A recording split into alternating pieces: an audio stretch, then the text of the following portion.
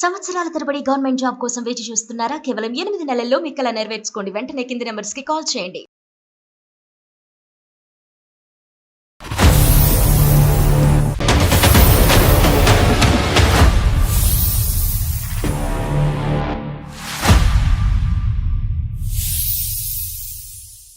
అవిస్ hospital సమర్పించు అందమైన జీవితం కార్యక్రమానికి స్వాగతం.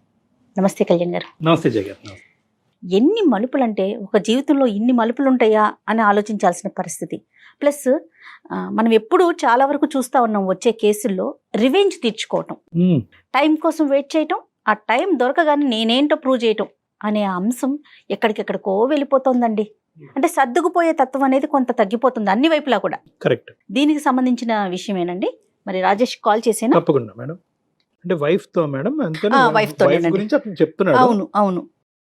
మ్యారేజ్ అయింది, ఇప్పుడు ఆవిడ సర్దుకుపోయే ధోరణిలో ఆవిడ కనిపించట్లేదు. దానికి సంబంధించి ముందు కొన్ని ఇష్యూస్ ఉన్నాయి. ఇప్పుడు సందర్భం కాబట్టి తను రివెంజ్ తీర్చుకోవటం.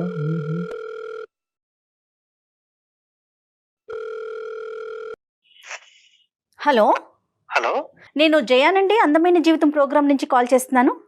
నమస్తే మేడం. నమస్తే రాజేష్ గారు. నమస్తే అండి. నాతో పాటు డాక్టర్ కళ్యాణ్ చక్రవర్తి గారు ఉన్నారు.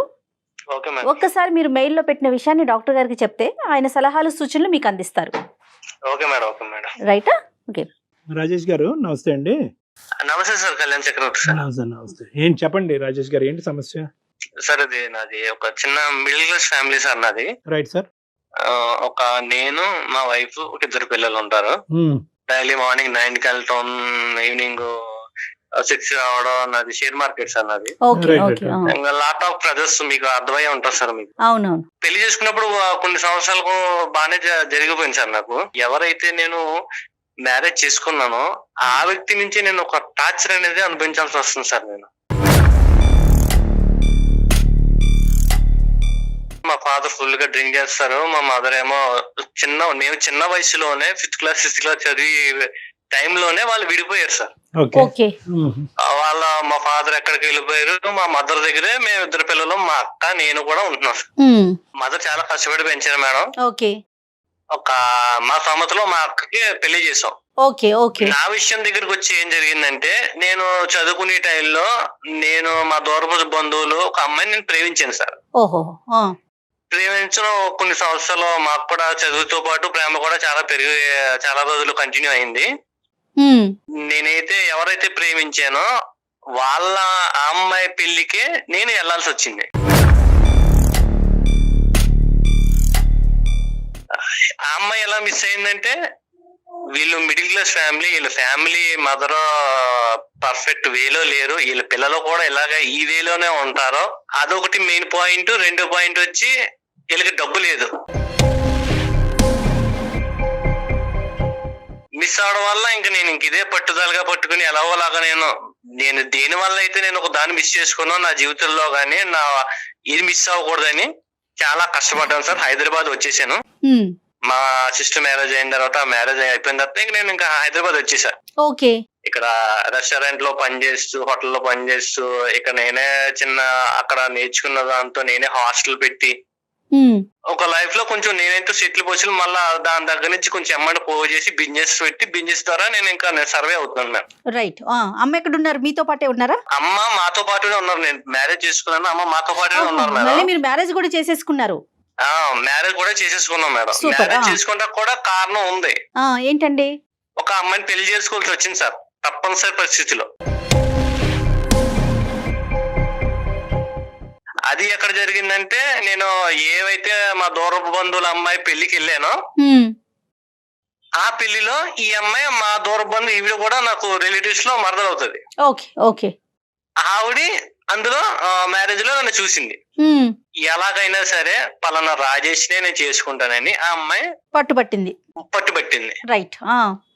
నేనేంటంటే మా ఫ్యామిలీలో నేను మ్యారేజ్ అయితే చేసుకోను, అసలు 100% చేసుకోను, నా జీవితంలో సరిపోతుంది అని నేను ఒక మైండ్ లో ఫిక్స్ అయిపోయాను. ఓకే. ఎందుకని ఫస్ట్ ఇన్సిడెంట్ కండి?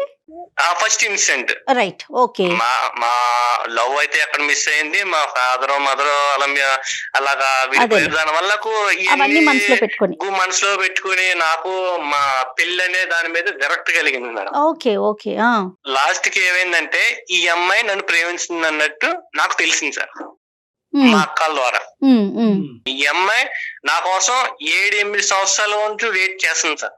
ఒక మనల్ని ప్రేమించే వ్యక్తి మన జీవితంలోకి వస్తే ఎంత అద్భుతంగా ఉంటుందో సినిమాలో చూపించినట్టు మనకు కూడా కొంచెం చాలా బాగుంటది, మన దిశ దశ మారిపోతది అని అదొక కాన్సెప్ట్ తో నేను చేసుకున్నాను. చాలా రిచ్, కొంచెం 50 ఎకరాల పొలాలు ఉన్నాయి, నగలు ఉన్నాయి, నట్లు ఉన్నాయి, ఇంకా ఫ్యామిలీ బ్యాక్గ్రౌండ్ కూడా చాలా పెద్దది. రైట్. ఏదేమైతే మీరు అయితే పెళ్లి చేసుకున్నారు ఆ అమ్మాయిని? ఎలాగైతే పెళ్లి చేసుకున్నాం మేడం. ఓకే. నెక్స్ట్ అండి? పెళ్లి చేసుకున్నాం. ఎలాగా కొన్ని రోజులు బాగానే గడిచింది. మేము మా అమ్మని తీసుకొచ్చి హైదరాబాద్ వచ్చేసామండి. హైదరాబాద్ వచ్చిన తర్వాత నేనైతే ఎక్కడ ఉన్నానో అదే హైదరాబాద్ లో మా అమ్మని వేరే ఇంట్లో పెట్టాల్సి వచ్చింది.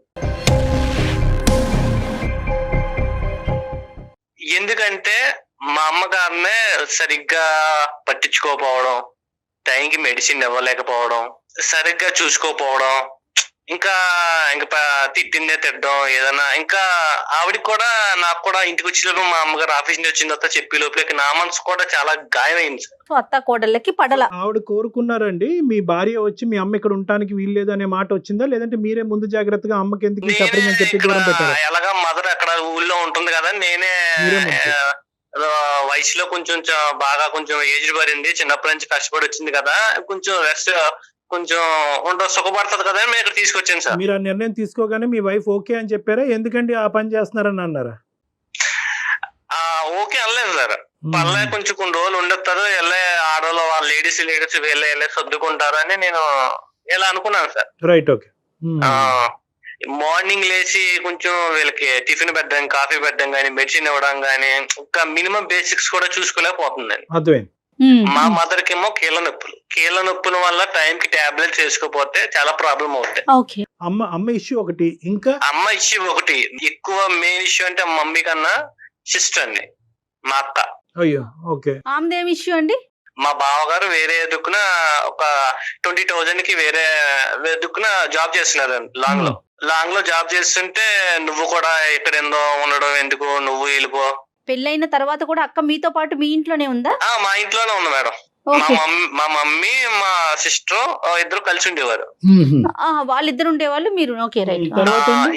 ఏం జరిగిందంటే ఈవిడి సూటుపోటు మాట్లాడడం వల్ల ఏదో మాటన్నా కూడా మా సిస్టర్ భరించలేని వ్యక్తి అండి. దాని వల్ల ఒకనొక టైంలో ఆవిడ ఆత్మహత్య చేసి చనిపోయిందండి.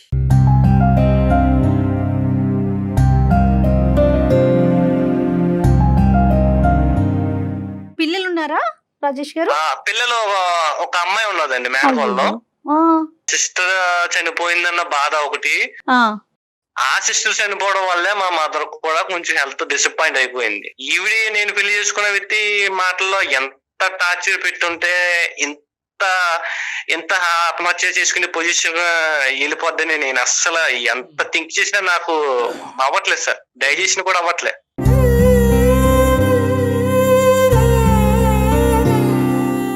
కానీ అది మనం కొరిలేట్ చేసుకోగలం అనేది ఇక్కడ చూసుకోవాలి. అంటే కేవలం మీ భార్య అన్నటువంటి మాటలకే మీ సిస్టర్ చనిపోయిందా, లేదంటే వేరే కారణాలు? ఓన్లీ మా భార్య అన్న విషయాల వల్లనే ఈమె చనిపోయిందండి.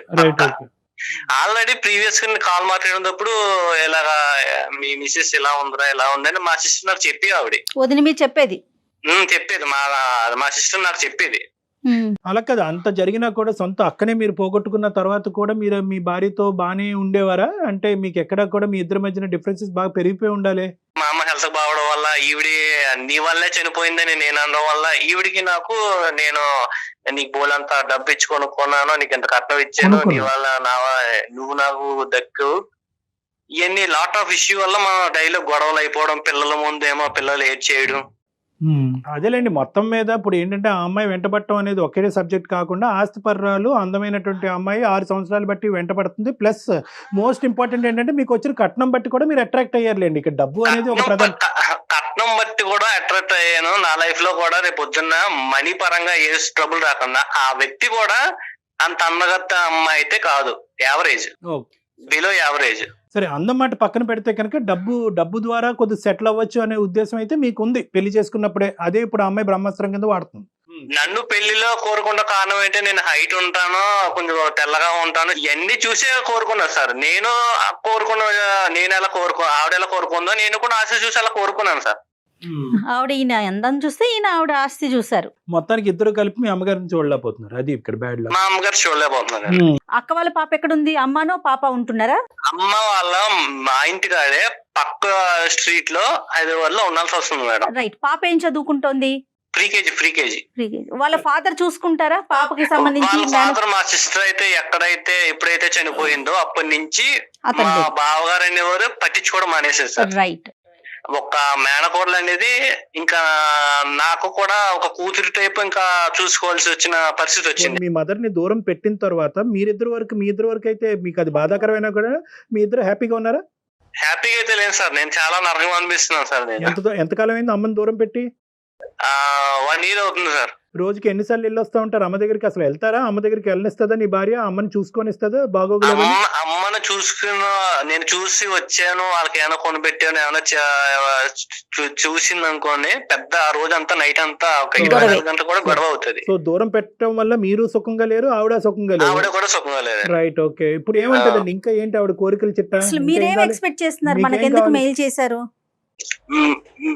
మెయిల్ చేయడం కారణం ఏంటంటే, నాకు వీలైతే నాకు డైవర్స్ తీసుకోవాలి, ఇంకా ఈ వ్యక్తి మీద నాకు విరక్తి, అసహ్యం, ఇంకా మొత్తం అన్ని, ఇంకా ఏవైతే పదాలు అయితే ఉన్నాయో మొత్తం అన్ని అనిపించింది సార్. అది అసలు వికారం వచ్చింది నన్ను. ఫస్ట్ ఆఫ్ ఆల్ ఏంటంటే వికారం వచ్చింది. ఇంకా నేను నా లైఫ్ లో ఎంత బాగుండేదో పెళ్లి కాకముందు, ఈ వ్యక్తి నాకు పెళ్లి అయిన తర్వాత రావడం వల్ల నాకు జీవితం మీద విరక్తి కలిగింది. ఇంకా ఎప్పుడైనా మాట్లాడారా? అమ్మని పాపని మీ మేనకోడల్ని చూసుకోవాల్సిన బాధ్యత మీదే కాబట్టి ఈ విషయం తనకి ఎప్పుడైనా చెప్పారా? చెప్పా మేడం. ఏమంటారు తను?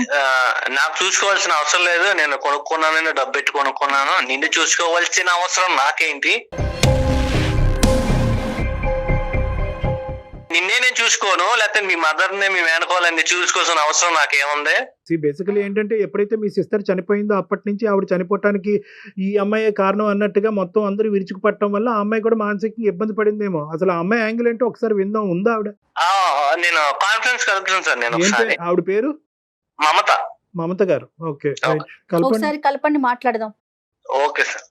ఇతను ఏమంటున్నాడు మేడం, నేను అక్కడ మనసు ఇరిగిపోయింది, ఆ ప్రేమ కరెక్ట్ కాదనే ఉద్దేశంతో పెళ్లి చేసుకోవాలనే ఉద్దేశం లేనుకున్న వ్యక్తి ఈవెన్చువల్ గా పెళ్లి చేసుకున్నాడంటే దానికి కేవలం ఆ అమ్మాయి వెంట పట్టమే కాదు, ఇతను అడ్వాంటేజ్ కూడా చూసుకున్నాడు.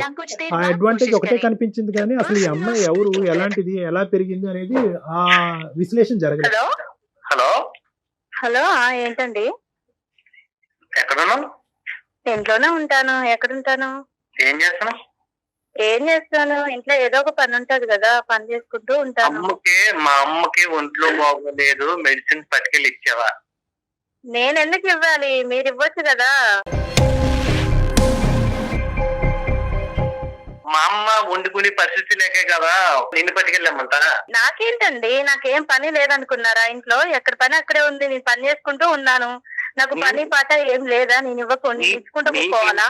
నీకు ఇంట్లో 2 పిల్లలు, నేను నువ్వు ఉన్నావు, ఇంక నీకంత పని ఏముంది? అయినా కాకపోయినా ఎంత పని ఏంటండి? ఆవిడ అన్నం వండుకుంటుంది, నువ్వు కూర పట్టుకెళ్ళి ఇవ్వలేవా? కనీసం మెడికల్ షాప్ కి వెళ్ళి. నేను ఇవ్వనండి, నాకంత ఓపిక అసలు లేదు, నేను ఇవ్వను, మీరు ఇవ్వండి. ఇవన్నీ బాధలు నేను భరించలేకే అందమైన జీవితం అనే ప్రోగ్రామ్ కి నేను కాల్ చేశాను, మెయిల్ చేశాను. ఎవరికి? మమత, సారీ, నా పేరు డాక్టర్ కళ్యాణ్ చక్రవర్తి అమ్మ. ఇప్పుడు బేసికలీ ఏంటంటే రాజేష్ గారు మాకు ఫోన్ చేశారు. అంటే అతను పెళ్ళైనప్పటి నుంచి అతను పడేటటువంటి ఇబ్బందులు అవన్నీ చెప్పాడు. సరే, మేమేమి వన్ సైడ్ అనేటటువంటిది మేమేం మాట్లాడలేదు. కాదయ్యా, ఆవిడ ఏ విధంగా ఇబ్బంది పడుతుందో ఈ మ్యారేజ్లో అనేది కూడా మనం తెలుసుకుందాం, ఒకసారి ఫోన్ కలుపు అంటే కనుక మీకు కలపడం జరిగింది.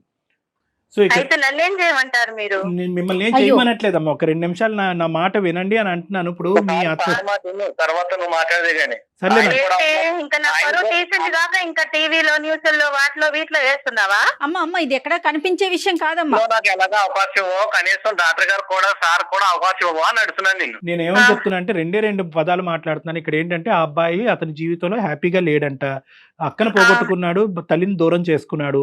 అయినా కానీ ఇన్ని జరిగినా కూడా నాకు నా భార్య మధ్యన సఖ్యత లేదు. కేవలం వీళ్ళు గురించే కాదు, మీ ఇద్దరం హ్యాపీగా ఉండలేకపోతున్నాం. బయటపడాలి అనే ఆలోచన ఉన్నా కూడా బయట పడలేనటువంటి పరిస్థితి, ఎందుకంటే 2 పిల్లలు ఉన్నారు అనే అంశంతో మా ముందుకు వచ్చాడు. సో మేమేమన్నాము, అవునయ్యా అలా అయిపోయిందా, ఉండు మీ ఆవిడకి ఫోన్ కలుపు, ఆవిడ గట్టిగా బుద్ధి చెప్పాలి అని అనలే. మేమేమన్నాము, ఏదో ఆవిడ వర్జన్ కూడా ఉండుంటుంది అయ్యా, బహుశా ఆవిడ కూడా ఎక్కడో బాధపడి ఉంటుంది, ఒకసారి ఫోన్ కలిపితే కనుక ఆవిడతో మాట్లాడదాం అని చెప్పి మీ మాట వినటం గురించి మీకు ఫోన్ కలపమన్నాం. నేను బుద్ధి చెప్పించుకునేంత ఏం లేదులేండి అక్కడ. అదే సరే, నువ్వు నా దగ్గర మాట్లాడినట్టు నువ్వు సార్ దగ్గర మాట్లాడు, మాకు అర్థమవుతుందా?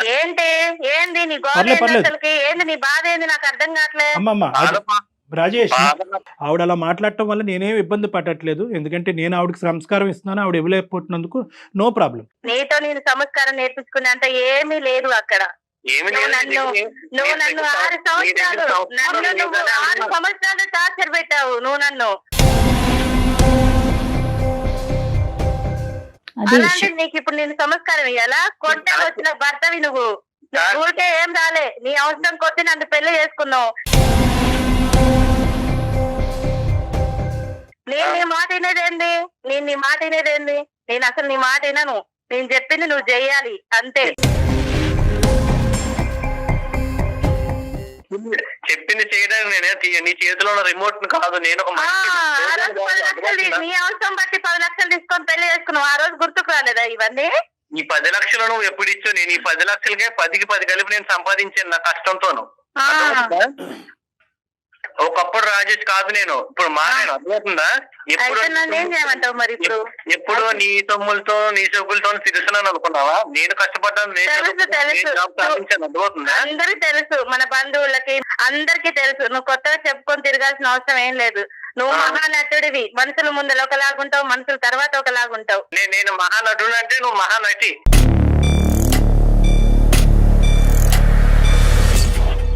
సబ్జెక్ట్కి వద్దాము. మమత అమ్మ, మీరు సార్ చెప్పండి. 6 సంవత్సరాల పాటు అతని చేతుల్లో ఇబ్బంది పడ్డాను అని అన్నారు, ఏంటి అది ఒక్కసారి చెప్పండి అమ్మా. నా బంధువులతోని మా రిలేషన్ అందరితో నేను అడిగిపించాను. నేను చేసుకోనని ముఖాన కొట్టి పడేసేస్తాను. అసలు చేసుకోనని కొట్టి పడేసి ఆ తర్వాత నేను అలానే 6 సంవత్సరాలు నరకం అనుభవించాను సార్. చేసుకోవాలని. నువ్వు అప్పుడు 6 సంవత్సరాలు నరకం అనిపించేవని, ఇప్పుడు నాకు 6 సంవత్సరాలు నరకం అనిపిస్తున్నావా? నేను నీకేం నరకం చూపించట్లే. నేను మాట్లాడే మాటలు నీకు నొచ్చాక నీకు నరకం అనిపిస్తుందేమో. నీకు ఆ రోజు నా డబ్బు అవసరం ఉండి నన్ను చేసుకున్నావు అంతే. నాతో నువ్వేనాడు ప్రేమగా ఉండలేదు కదా.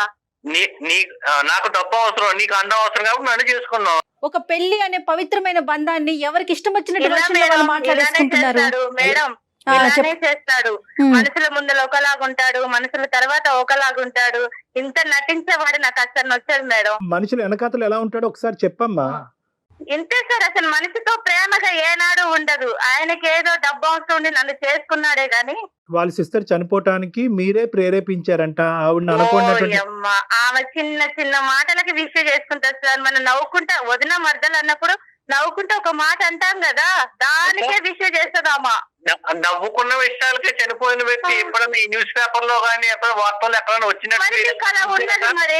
చిన్న మాటలకి ఈగో ఎవరిని చూపిస్తుంటే మరి నేనేం చేసేది? మొదల చిన్నటికి ఫెయిల్ కావడం, చిన్నటికి చీర ఒక బల్ల వేసుకోవడం, మరి అలా చచ్చే వాళ్ళని ఎన్నిసార్లు ఆపుతాం సార్ మనం? సరే, కానీ వాళ్ళ తల్లి ఈ రోజు బయట ఉండవలసినటువంటి పరిస్థితి ఏంటమ్మా? అంత కష్టపడి పెంచినటువంటి తల్లి అవసరమే లేదు సార్, అవసరమే లేదు. ఏంటి అంత ఆవిడ చేయకూడనటువంటి తప్పేంటమ్మా మీ అత్తగారు? నేను చెయ్యాలి సార్. అసలు వాళ్ళకి నేను ఎందుకు చేయాలి? నాకేం అవసరం? నాకేం పని ఏం లేదా? నాకు ఇంట్లో ఇద్దరు పిల్లలు చాకరీ చేశాను, తను నా భర్త చాకరీ చేస్తాను. నేను అలానే ఉంటాను. ఏమన్నంటే విడాకులు ఇస్తాను అంటున్నాడు. బాధ్యత రాహిత్యంగా నువ్వు మాట్లాడకు, అర్థమవుతుందా? నీ తల్లిని చూసుకోవటం అనేది ఎంత బాధ్యతో మీ అత్తగారిని చూసుకోవటం కూడా అంతే బాధ్యత, రేపొద్దున నిన్ను చూసుకునేటటువంటి బాధ్యత నీ పిల్లల చేతిలో ఉంది. తీసుకుంటారు. సో ఇవన్నీ వదిలేసి నేనెందుకు చూసుకోవాలి, నేను చూసుకోనండి అంటే కనుక ఓన్లీ ఎర్రగా బుర్రగా ఉన్నటువంటి మొగుడిని ఒక్కడినే ఉంచుకుని అతను చూసుకోవటం ఒక్కదాని గురించేనా పెళ్లి అనేటటువంటిది? నేను ఆయన ఒక్కనే చూసుకుంటా సార్, వాళ్ళమ్మతో నాకు అవసరం లేదు. అది నేను నా వాళ్ళ అమ్మ పిల్లల లేకుండా ఆయన జాగ్రత్తగా- ఎక్కడి నుంచి వచ్చారమ్మా? అదేమన్నా బ్రహ్మ పదార్థమా పైనుంచి ఊడిపడను? మేడం అంత ప్రేమ ఉన్నాయన, మరి అదే 6 సంవత్సరాల ముందుకు నా రిలేషన్ తో అడిగిచ్చాను, మరి ఆ రోజు లేదా నా మీద ప్రేమ? అదేంటమ్మా, ఒక వ్యక్తి అది ఒక మనసు, తనకి నచ్చితే పెళ్లి చేసుకుంటాడు, లేకుంటే లేదు. ఆయనకు నొచ్చి నన్ను ఏనాడు చేసుకోలేదు మేడం, అతనికి నొచ్చి నన్ను పెళ్ళే చేసుకోలేదు. ఏ అక్క అయితే మన పెళ్లికి కలిపిందో ఆ అక్కనే దూరం చేసాం, మా అక్కనే. ఆమెకి సావే ప్రస్కారం అనుకొని చనిపోయింది, దానికి నేనేం చేయాలి? ఏం చెయ్యాలి ఏం చేయకూడదు అన్నది తీసి పక్కన పెట్టమ్మా. మీ కళ్ళు ఎదురుగుంటూ ఉన్న ఒక ఆడపిల్ల చనిపోయింది, అది దాని గురించి మీకు కొద్దిపాటి జాలి దయ సానుభూతి కూడా లేకుండా ఏదో పోయిందిలేండి ఎంతకాలం కాపాడుతాం అని చెప్తే కనుక ఈరోజు వాళ్ళ సిస్టర్ చనిపోయిన రోజే నిన్ను దూరం చేసుకోవచ్చు నీ భర్త. వాళ్ళ సిస్టర్ యొక్క చావు కారణం అనుకునేటటువంటి వ్యక్తి ఈరోజు భార్యను పక్కన పెట్టుకుని ఈరోజు తల్లి కూడా దూరం అయిన తర్వాత కూడా మళ్ళీ భార్య దగ్గరే ఉండేటటువంటి వ్యక్తిని నేను చూడలే.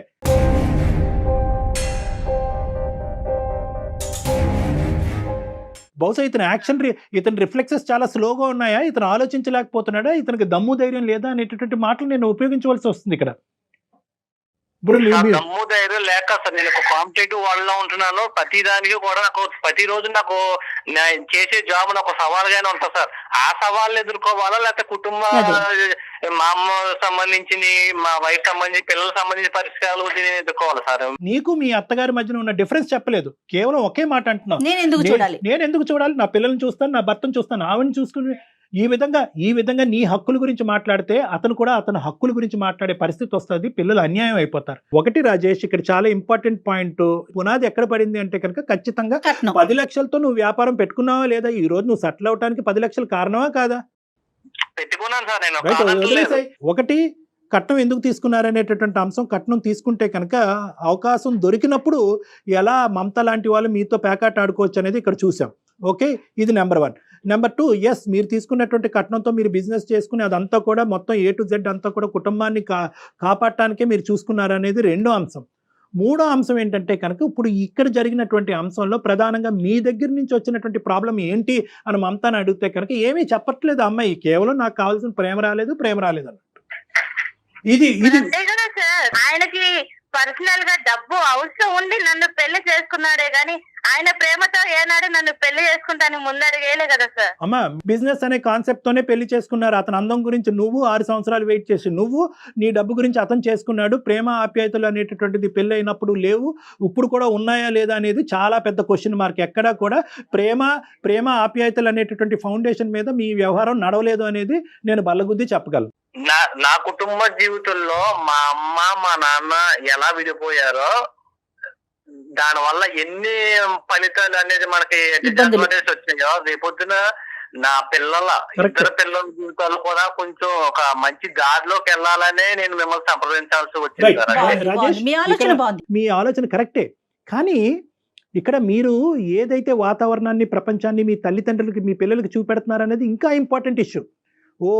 ముసలి వయసు వచ్చి పెద్ద వయసు వస్తే తల్లిని ఇలా బయట మెడపట్టుకుని గెంటేసి పక్కింట్లో పెట్టి ఆవిడకి జబ్బు పడినా కూడా ట్యాబ్లెట్లు ఇవ్వకూడదు అనమాట.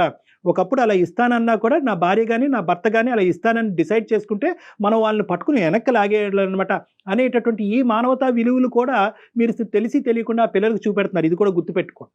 సో ఎప్పుడు కూడా ఏంటంటే ఒక మ్యారేజ్ అనేటటువంటిది as long as it is advantages for every member of the family. అది మీ భార్యకు ఉపయోగపడాలి, మీకు ఉపయోగపడాలి, మీ పిల్లలకు ఉపయోగపడాలి. అంతేగాని దాన్ని ఏదో విధంగా మా తల్లిదండ్రులకి ఇలా జరిగింది కాబట్టి 100 ఇలా కొట్టుకు సచ్చైనా కూడా ఇద్దరం కలిసే ఉంటాం అనే కాన్సెప్ట్ కరెక్ట్ కాదండి. అది పద్ధతి కూడా కాదు, అది పిల్లలకు కూడా మంచిది కాదు. 200% కరెక్ట్ కళ్యాణ్జీ. దాని ఇంపాక్ట్ పిల్లల మీద ఉంటుంది. ఇప్పుడు ఆ అమ్మాయికి ఎక్కడా కూడా మీ సిస్టర్ చనిపోయింది అనేటటువంటి సానుభూతి కానీ అయ్యో పాపం నేను కాదండి అని చెప్పడం చనిపోయారు. సో ఇక్కడ పాయింట్ ఏంటంటే, ఏమండి నేను కాదండి, ఆ అమ్మాయి మెంటాలిటీ అలా ఉంది కాబట్టి ఆ అమ్మాయి చచ్చిపోయిందండి, ఆ అమ్మాయి చనిపోయినందుకు మా భర్త కంటే నేనే ఎక్కువ బాధపడ్డాను అనే కాన్సెప్ట్ డిఫరెంట్. అలా కాదు, పోయేటటువంటి వాళ్ళని మేము ఎలా ఆపుతామని చెప్పి మానవతా హృదయం లేనటువంటి విధంగా ఆ అమ్మాయి మాట్లాడుతుంది చూడండి, అది నన్ను చాలా బాగా కలిచివేసిందండి. మమత నువ్వేమన్నా అనుకో అమ్మ, నెంబర్ 1. నెంబర్ 2, ఒక్క 0.5% పాయింట్ కూడా మీ అత్తగారిని దూరం పెట్టడం గురించి నువ్వు ఒక్క మాట చెప్పలేదు. అది అతని హక్కు, అతని హక్కు. అతని తల్లి దగ్గర ఉండవలసిన, తల్లిని దగ్గర పెట్టుకుని కాపాడవలసినటువంటి బాధ్యత అతని హక్కు. రేపొద్దున పిల్లలు ఏమవుతారో మనం పెంచేటటువంటి విధానం ఉంటుందండి, దాన్ని బట్టి చూసుకుందాం అంటే కాదు. ఏదైతే దరిద్రం, ఏదైతే చండాలం మీ పిల్లలు చూడాలో ఆల్రెడీ వాళ్ళు చూసేశారు. సారీ, నా తప్పయింది, మీ అమ్మగారిని వెనక్కి తెచ్చుకుందాము, మీ అమ్మగారిని చూసుకుందాము, నేను మిమ్మల్ని బ్లేమ్ చేయను, మీరు నన్ను బ్లేమ్ చేయొద్దు, గతాన్ని వదిలేసి ముందుకెళ్దాం అనేటటువంటి ఒక్క పశ్చాత్తాపం నీలో వస్తే కనుక సరిపోతుందమ్మా. ఆయనకంత ఓపుకుంటే ఆయన చేసుకోనండి, నేను చేసేంత ఓపిక నాకు లేదు.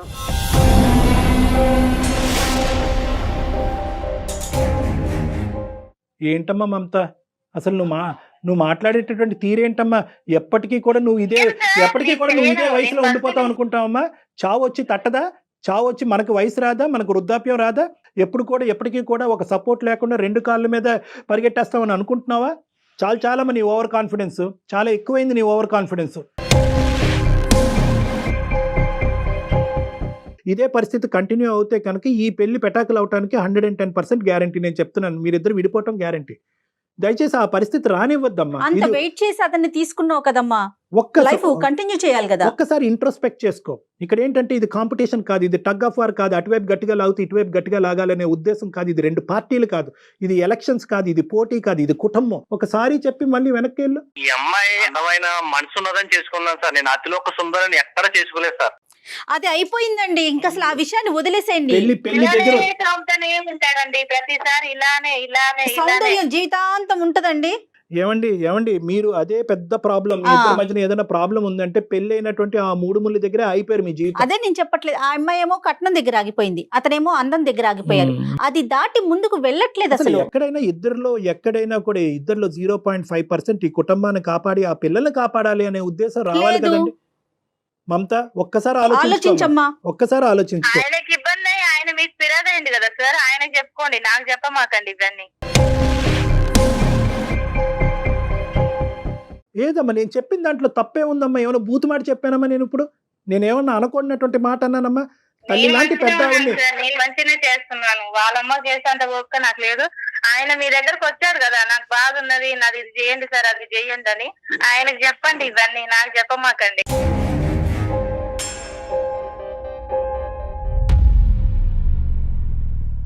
ఆయనకి చెప్పాలంటే నువ్వు వినాలి కదమ్మా, ఇదంతా కనెక్టెడ్ సిరీస్ కదా. నాకైతే వినే ఓపిక కూడా లేదు సార్. అదే పెద్ద ప్రాబ్లం. చెప్పేది అక్కడ నీకు చెవులో సోచి చెప్పడానికి రాలేదు, మన జీవితానికి ఒక పరిష్కారం చూపించడానికి. మీ భర్త ఈజ్ ఈక్వల్ టు మీ అత్తగారు, మీ భర్త గారి తల్లి గారు. సో నేను నా భర్త కాదు. ఆవిడని ఎవరిని చూస్తారు? నా పిల్లలు అంటున్నావు కదమ్మా, నీ పిల్లలు వచ్చేసరికి చిన్న పిల్లల్ని పెట్టుకొని నువ్వు నా పిల్లలు అంటున్నావే. అంతెత్తు ఎదిగిన మనిషి, అంత పెద్ద వ్యక్తిగత అబ్బాయి మీ హస్బెండ్, ఆమెకి తల్లికి ఉండదా? ఆయన కోపుకుంటే ఆయన చేసుకోండి మేడం. మళ్ళీ ఓపిక ఏంటమ్మా? మళ్ళీ ఓపిక దగ్గరికి ఎందుకు వస్తావు? ఒక పని చేద్దాం మమత, ఒక పని చేద్దామా? చెప్పండి. బహుశా మేము చేసినందుకు, చెప్పకుండా చేసినందుకు ఇంకో కారణం వల్ల నా మీద కూడా నా మీద కూడా నీకు కోపం ఉండుంటది. ఆ కోపంలో మాట్లాడే మాటల్లాగా అనిపిస్తుంది. ఇద్దరు ఒకసారి నా దగ్గరికి వస్తారా? ఇది మంచి మార్గం. ఎందుకంటే అది అస్సలు విడిపోయేటటువంటి కారణాలు కాదు ఇవి. సో ఎంత కాదనుకున్నా కూడా రాజేష్లో ఒక ఓపిక, ఓర్పు ఉంది. నీలో కొద్దిగా ఓపిక, ఓర్పు, సహనం తెచ్చుకుని నన్ను ఒకసారి కలవండి, ఇద్దరుని మనం మాట్లాడుకుందాం ఒకసారి. ఆయన మీ దగ్గరకు వచ్చి ఆయన బాధలు చెప్పుకున్నాడు కదా. సరే అమ్మా, రావడానికి కూడా కారణం ఒకటి, నువ్వు బాధ పెట్టడం వల్ల కుటుంబం సర్వనాశనం అయిపోతుంది అనే చిన్న కారణం చేత ఫ్యూచర్ కూడా కొంచెం పాడవుతుంది. కాబట్టి దాని వల్ల నేను పిల్లల భవిష్యత్తు కూడా పాడవకూడదని నేను కన్సల్ట్ అయ్యాను సార్. తప్ప అది అర్థమైందిలేండి, ఆ అమ్మాయికి అర్థమైంది, కానీ అర్థం కానట్టుంది. ఒకసారి నీకు ఇష్టం ఉంటే కనుక ఒకసారి కూల్ హెడ్ తో ఆలోచించి ఇద్దరు ఓకే అంటే ఒకసారి నన్ను వచ్చి మాట్లాడు. ఇప్పుడు చెప్పమాకమ్మా నీ నిర్ణయం. ఇది అయిపోయినాక నువ్వు కూల్ గా ఆలోచించుకొని 1-2 రోజులు ఆలోచించుకొని తర్వాత నిర్ణయం తీసుకోండి. థ్యాంక్ యూ సో మచ్ మమత గారు. థ్యాంక్ యూ మా. Okay Rajesh, okay sir. Number పంపిస్తాము, ఒకసారి చెక్ చేసుకోండి, వీళ్ళంతా అలాగే ఒకసారి సార్. కలవండి. రాజేష్ ముందు తర్వాత ఒకసారి మీకు అవకాశం ఉంటే మీరు మాట్లాడండి డాక్టర్ గారితో. Okay sir. రైట్, మీ ఓకే, కాల్ మీరు నాకు ఆన్సర్ చేసినందుకు ధన్యవాదాలు సార్. మీకు రైట్, సరే ఓకే సార్. ఓకే రాజేష్, ఉంటాను. మీకు మీ సుమన్ టీవీ ఛానల్ కి చాలా thank you Rajesh, thank you. Thank you Rajesh.